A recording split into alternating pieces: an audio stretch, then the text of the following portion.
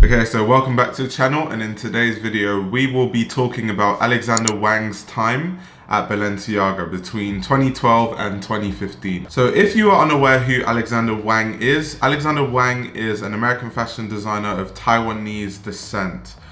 He actually studied fashion design at Parsons School of Design before he dropped out after just 2 years because he wanted to focus on working in the industry and creating his namesake brand, Alexander Wang. With his brand, he's actually seen huge success. He won the CFDA award in 2008, and he's won many different awards since then. What I like about Alexander Wang's designs is he has this very unique way of taking everyday staples, streetwear staples, and sportswear designs and kind of reinterpreting them in this cool street, urban, but at the same time luxury way. His designs can also be very much punk influenced, and there's a lot of deconstruction, there's a lot of ripped garments, and we see a lot of the garments being reinforced by what we would consider punk, like razor stitches with pins and stuff like that. One of my favorite collections by Alexander Wang is his Fall/Winter 2018 collection, and it's just because it really demonstrates what I mean when I say it's kind of this melting pot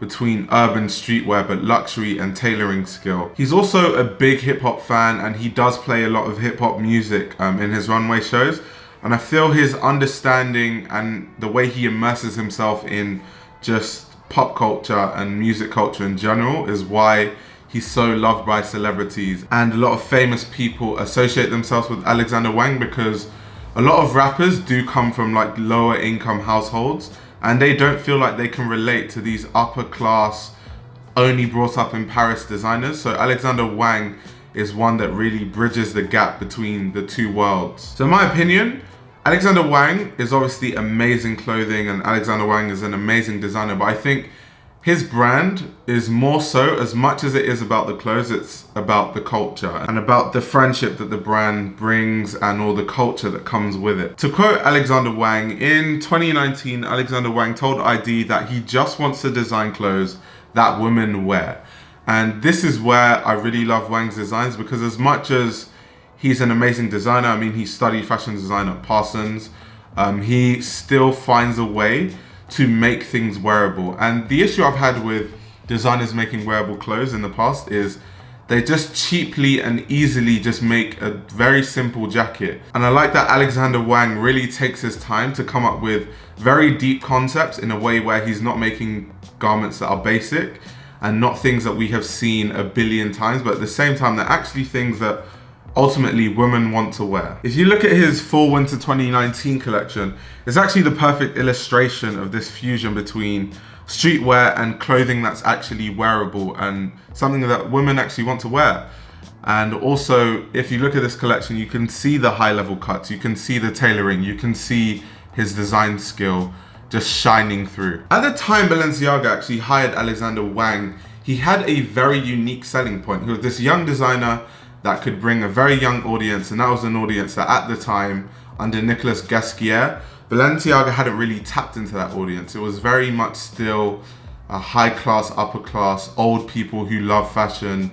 That was the clientele of Balenciaga, and they really wanted to kind of expand their positioning in the market and also appeal to a younger audience. And Alexander Wang was the perfect designer who could actually bring this goal to life. He was also a proven seller of many different market points, and that was also a big selling point because Alexander Wang will make collaborations with Adidas and sell garments and sell out garments that are costing $200. Then he'll make a collaboration with H&M, sell out garments that are $35, and at the same time he's making jackets for Alexander Wang, his brand, that are worth thousands of dollars, and still those things are selling out as well. So he's a proven seller. He's proven that what he makes actually does sell, which is what companies care about. That's the bottom line, money.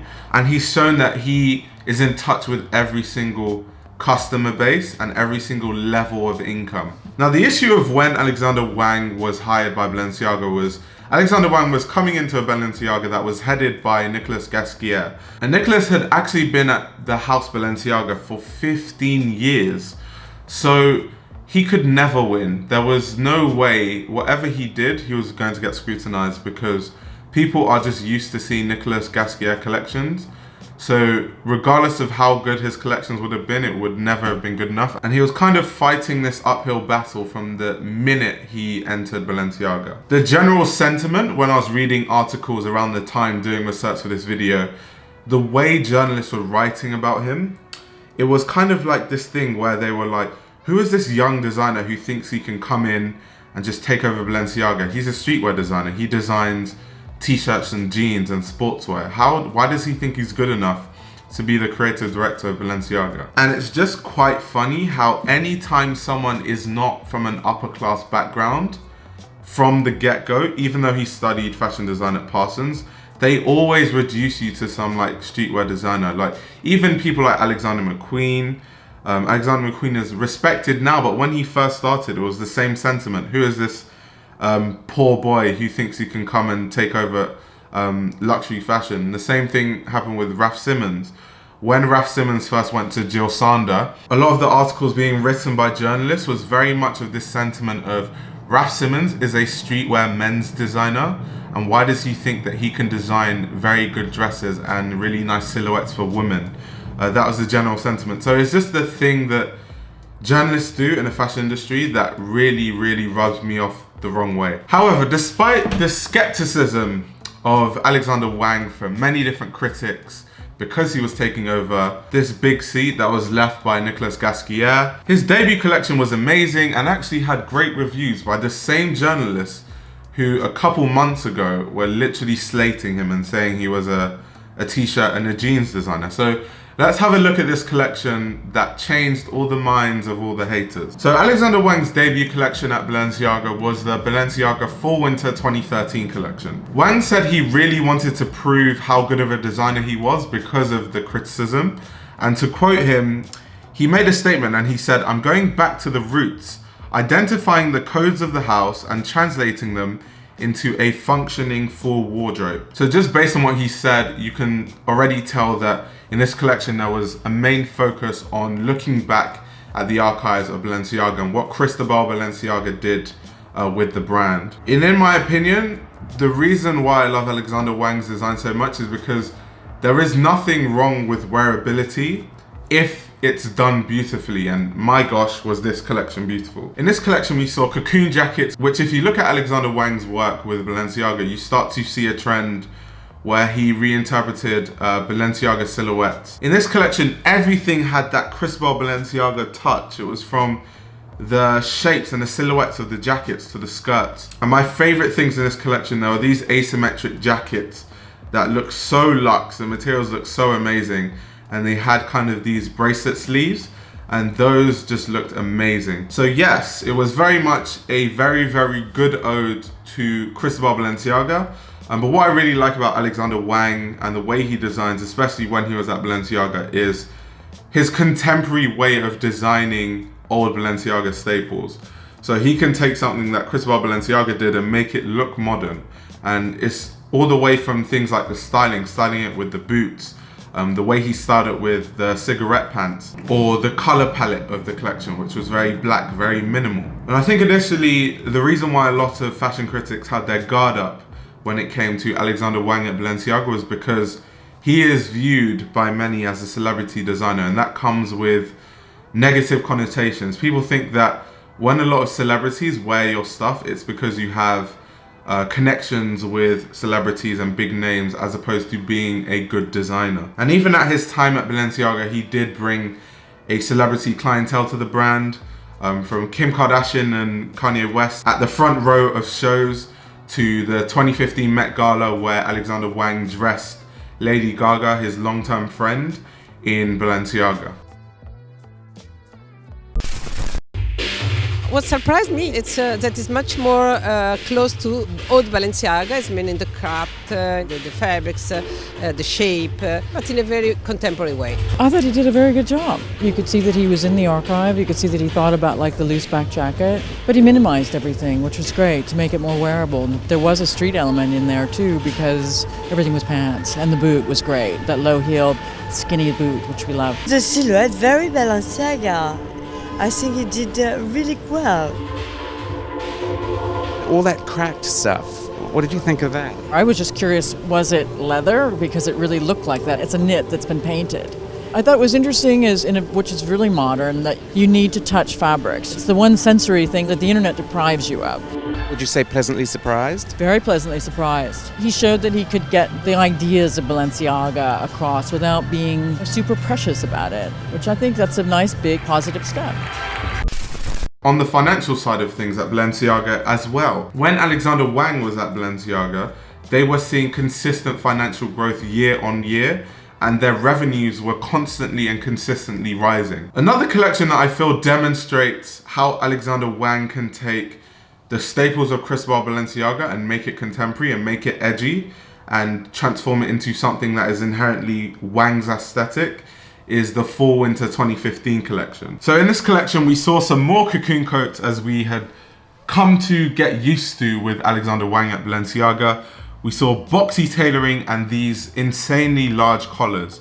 The fabrics were actually very luxe and the collection really epitomized luxury. An interesting touch I saw in this collection was when there were these jackets that had collars that looked like belts. I thought that was really interesting. A lot of the looks were actually styled with chunky boots, and once again, this is how we can say that Alexander Wang was just ahead of his time, because now we see in the trends a lot of people wearing chunky boots. But actually, Alexander Wang was styling dresses and really luxury and mature type clothing with chunky boots all the way back in his Fall Winter 2015 collection. I think in this collection, it just demonstrates that Alexander Wang made luxury garments with a street edge. And if you look at a lot of the looks on this collection, yes, they had the luxury look of a Cristobal Balenciaga jacket, but they also had this punk rock anti-establishment to it.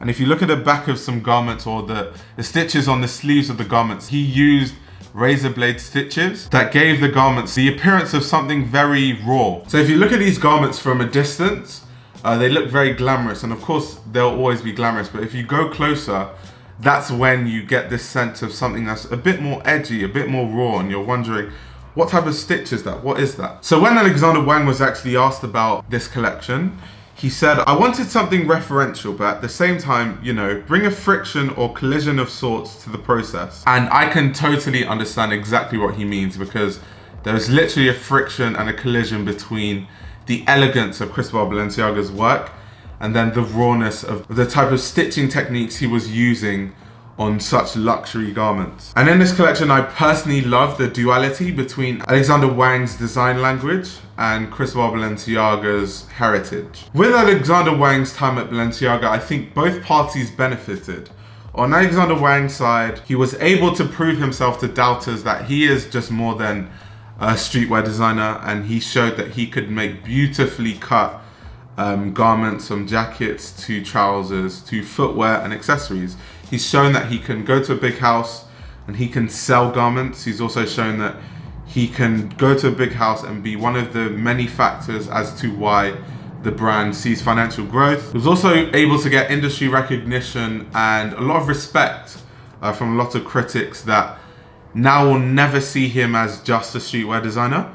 He also got many followers and fans from just designing at Balenciaga and the pedigree that comes with that. And I feel like this is one of the big reasons why after his tenure at Balenciaga, his own namesake brand saw a lot of growth. On Balenciaga's side, they were able to prove that they could get young prodigies and they could actually bring them to the house and they could design amazing garments that even a mature audience would be interested in. But at the same time, they would bring a young and vibrant audience to the brand. I think one of the reasons why people like Demna Gvasalia was so welcomed when he went to Balenciaga, considering he was making what people deemed, obviously it was way deeper than that, but journalists, the way they write is like Demna Gvasalia makes hoodies and sweatshirts and he's a streetwear designer. That was how they were writing. That is not what I think of Demna Gvasalia. He's an amazing designer, one of the best designers of our time, in my opinion. But I do feel like how Alexander Wang's tenure at Balenciaga went is a big reason as to why people were able to see past Demna Gvasalia just being this streetwear designer that only designs hoodies and print t-shirts. And I feel like Alexander Wang's success at Balenciaga is also a small factor and a small reason as to why Demna saw success at Balenciaga so quickly. I think it was because people were more receptive to Demna Gvasalia after seeing another young designer who actually came and actually held his own at Balenciaga. When doing research for this video, there was actually a statement that a journalist made that basically perfectly sums up Alexander Wang's time at Balenciaga. So I'm going to read it out to you, but it is quite long, so do bear with me. So it says, even if Balenciaga's sales are growing at a moderate pace overall, Wang has yet to produce an it bag on the level of Nicolas Gasquiat's motorcycle bag. The success of Wang's own Rocky bag was certainly part of the reason Kering wanted to work with him in the first place. In general, reviews have been nice because the clothes have been consistently beautiful, but they haven't been glowing. Wang has not been able to match the energy that his predecessor, or someone like Raf Simons at Dior, or Jonathan Anderson at Loewe. And I feel that sums up the sentiment of how journalists were writing about Alexander Wang at the time. They said it themselves. It was good. They liked the clothing. They gave it positive reviews. So why do we then have to downgrade what he did by saying it was good, but it wasn't Raf Simons at Dior? And that's an issue I've had with fashion. And I don't know why in fashion we always have to compare people. It really annoys me. In fashion, I see some really funny arguments where people, they say, no, Rei Kawakubo is a better designer than Vivienne Westwood. No, Christian Dior is a better designer than Rei Kawakubo. It's like the aesthetics of Westwood, Rei Kawakubo and Christian Dior, they're so different. What they're great for is so different. Christian Dior was creating silhouettes, reshaping how clothing could look on a woman's body. That's Christian Dior. That's what he's known for. That's his legacy. Vivienne Westwood, her legacy is more to do with punk rock fashion, the anti-establishment side of fashion, going your own way, breaking the rules of fashion. Someone like Christian Dior, he changed the rules of fashion, whereas Vivienne Westwood completely broke them. You have people like Rei Kawakubo, who is one of the pioneers of the modern movement of anti-fashion. All these people are great for different reasons. It's very hard to objectively say Christian Dior is a better designer than Rei Kawakubo, which is what a lot of journalists do, and it's the wrong way to view fashion. Their legacies are different. It doesn't make one better than the other, and I think in fashion, there's this need to say, Wang wasn't as good as Raf Simons at Dior. How do you definitively say that? And how do you objectively say that? It's not possible to objectively say that. So if everyone is saying that the reviews are good, and journalists do agree that they gave Alexander Wang's shows good reviews when he was at Balenciaga because the clothes were beautiful. So they were beautiful, they were good, it was a good time. And I think that sentiment in journalism has led to many people actually believing that Alexander Wang's time at Balenciaga was a failure. And that's why I literally have discussions with people now and they tell me, Alexander Wang's clothing at Balenciaga, it was terrible, it was trash. He doesn't know how to design, the designs weren't that good. And when you ask them, okay, how, why, they can't actually tell you. And I think it's very much this narrative drawn by fashion journalists. And for someone like me who wants to be a fashion journalist in the future, I have to make sure I'm never part of this problem. And ultimately, Kering were happy with Alexander Wang at the time. The reason why Kering didn't renew his contract was actually because there was a mutual agreement between Alexander Wang and Kering to not renew his contract because he wanted to focus more on his brand. And I think he made a statement, okay, I have a statement here. He said when he was in Paris, he had no social life and he was envious of his friends that were able to take vacation. And he was also finding it hard to juggle his brand with Balenciaga. And I really like that he decided to mutually not renew his contract at Kering, because we've seen so many examples in fashion. If we talk about John Galliano and his time at Dior and how that ended, or Alexander McQueen and how that situation ended, it's all to do with mental health. And what happens is there's such a high demand and amount of pressure put on fashion designers when they work for their own brand that's big and then a big fashion house, and they have to design 8 to 10 collections a year. And that really takes a toll on someone, and it really affects their mental health. And ultimately, people and fashion designers should always put their mental health first. So I don't like this narrative that people make it seem like Alexander Wang failed at Balenciaga, or he didn't do well because he did well. There were positive reviews throughout. Financially, Balenciaga was always doing well when Alexander Wang was there. So yeah, that's literally what I wanted to talk about. I just wanted to just kind of bring up and revisit Alexander Wang's time at Balenciaga, because in my opinion it was a very successful time. But definitely comment down below your thoughts on the matter.